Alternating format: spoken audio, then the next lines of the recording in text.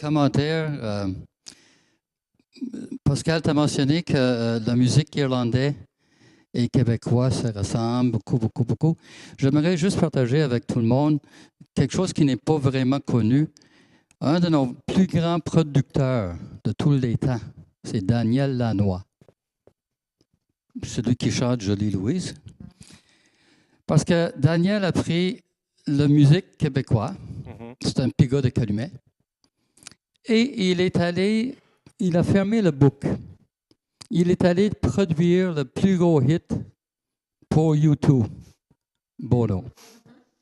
Alors, il est retourné en Irlande, l'expertise québécoise est allée produire la musique de Bono, U2, ainsi que les Rolling Stones, puis tout dernièrement, Neil Young.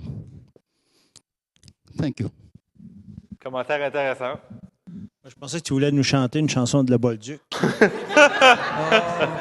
Alors, avant de passer le micro à notre chanteur, c'est pour savoir, tu as dit qu'il y avait plusieurs familles qui avaient pris souche là, des survivants du Carrick.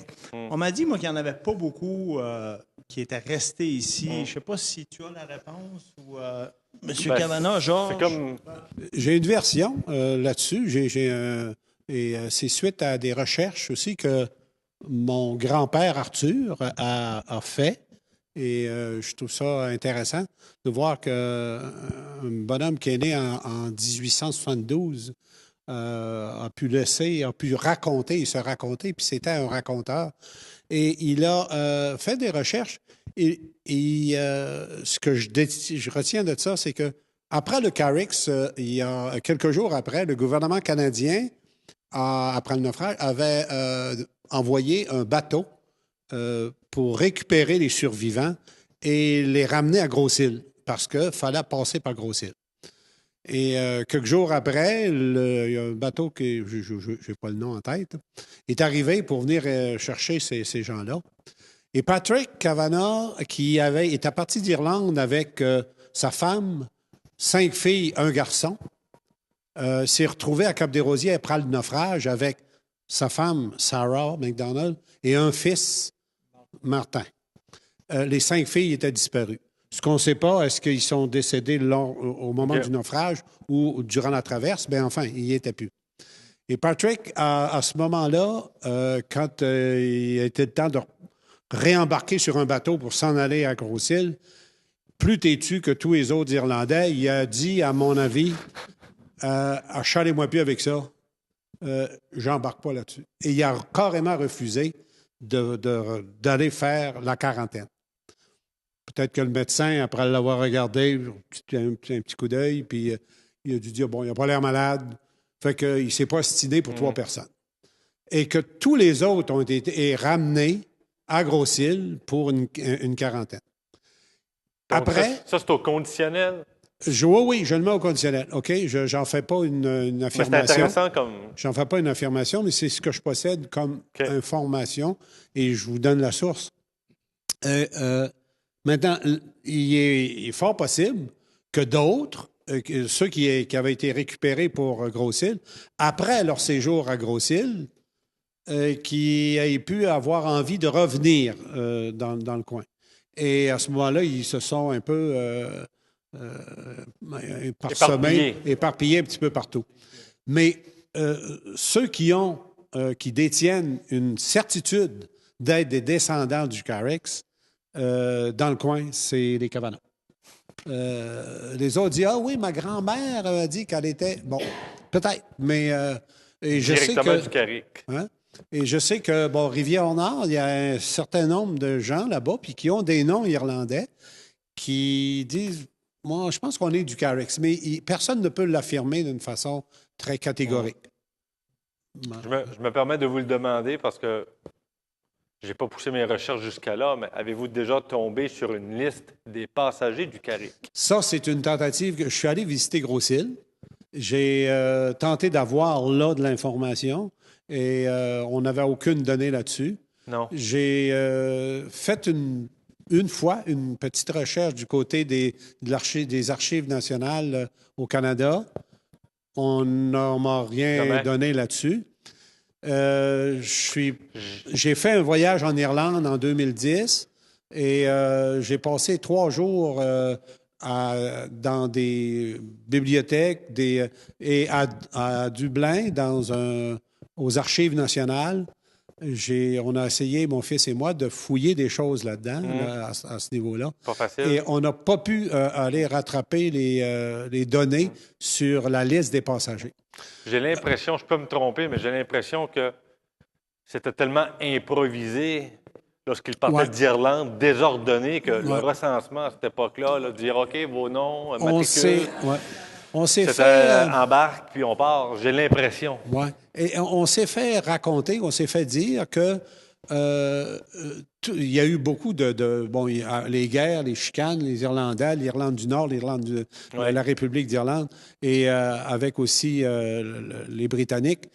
Il y a eu beaucoup de documents qui ont été perdus, détruits. Mais l'Angleterre a récupéré un paquet d'archives qu'ils ont ramené chez eux, qui est en Grande-Bretagne. Et il faudrait aller faire une recherche de ce côté-là. Et apparemment, quand on s'embarque là-dedans ça, il faut dire pourquoi on le fait, dans quel but, dans quel objectif. Bon. Parce que, ils n'ont pas intérêt à faire ressortir cette histoire, faire ressortir tout ça. C'est assez passionnant comme recherche, mais on a de la difficulté à aller. Exemple, on a voulu essayer de connaître un peu plus sur Patrick Kavanagh, entre autres, son lieu de résidence. Et sa fratrie aussi. Qui étaient ses frères et sœurs? Qui étaient ses parents? Puis, d'où ça... Vous avez réussi? Et on n'a rien réussi de ce côté-là. Ça s'arrête à Patrick. Ce que je savais, je l'ai revu là-bas. Les joies de la recherche. Mais je n'ai pas pu aller plus loin. La seule chose qu'on a pu apprendre, c'est qu'il était né à Sligo, il s'était marié à Sligo, et les enfants avaient été aussi baptisés là. OK. Mais passé Patrick, c'est un noir. Ou avant Patrick, disons. Et du côté de Sarah McDonald, oui, mais on n'a pas plus... non. Il y a un monsieur ici qui avait une intervention également. J'ai fait la recherche sur les racines en Gaspésie aussi, des Irlandais. Fait 2 Carricks, tout ce que j'ai pu trouver. Ouais. Et je pense que c'est tout ce qu'il y avait à trouver. Il y avait 3 hommes, leur famille, et une veuve avec ses enfants qui ont resté ici. Que vous dites rester ici? La famille Kavanagh à Cap-des-Rosiers. Puis les 2 autres hommes et la femme sont arrivés s'installer à Douglastown. Puis les autres sont partis, comme M. dit, pour Gros-Île. Fort probablement. Pour revenir. Présentement, là, je pense que c'est Morris Walsh et la veuve, je me rappelle pas nécessairement, mais je pourrais te donner les vrais noms, là, parce que c'est tout dans une...